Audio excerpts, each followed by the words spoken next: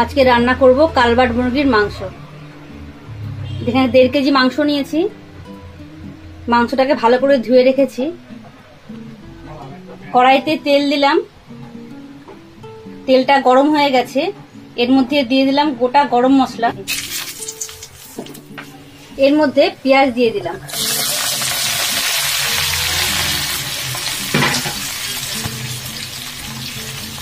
দেড় কেজি মাংসে আমি 300 গ্রাম পেঁয়াজ দিয়েছি।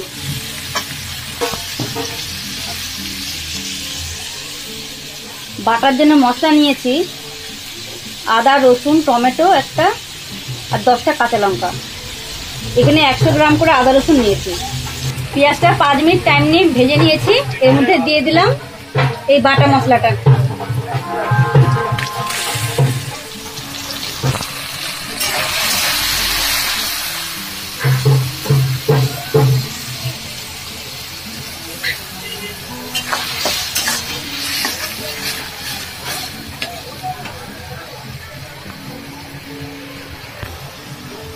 দিয়ে দিলাম 1 চামচ নুন,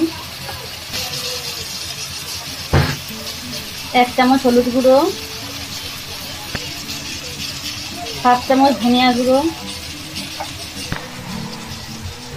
লঙ্কার গুঁড়ো 1 চামচ,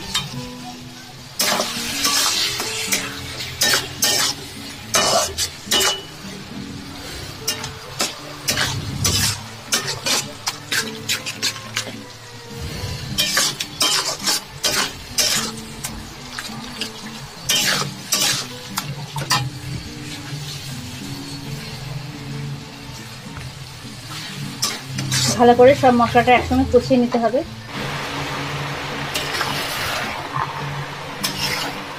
ভালো করে ঢেকে রাখছি।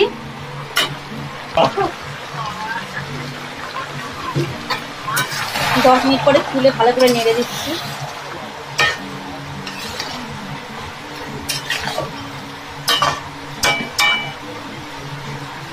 আবার ঢেকে 10 মিনিট রাখছি।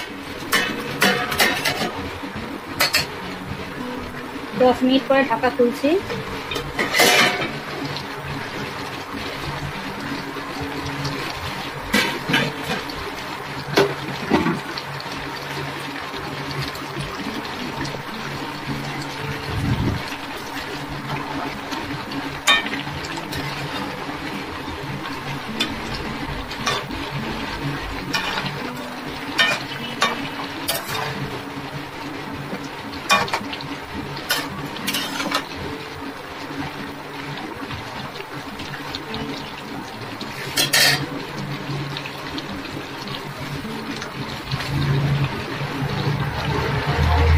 এইভাবে ঢাকা দিয়ে দিয়ে ভালো করে মাংসটাকে সিদ্ধ করে নিতে হবে।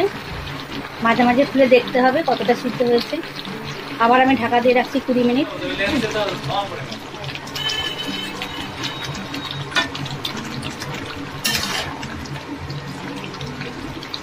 মাঝখানে খুলে আমি 1 চামচ নুনও দিয়েছিলাম, নুনটা কম ছিল।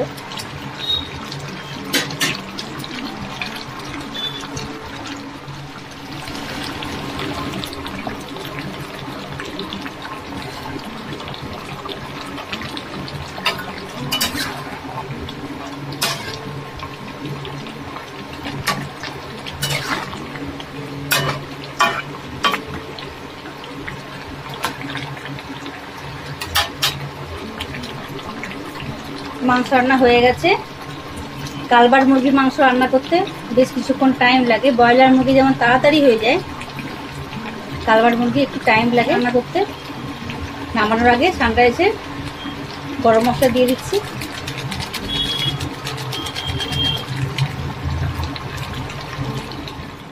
সব কিছু ভালো করে মিশিয়ে নিয়েছি। গ্যাসের ফ্লেমটাকে অফ করে দিয়েছি। হয়ে গেল আমাদের কালবাট মুরগির মাংস। সার্ভ করে দেখাচ্ছি।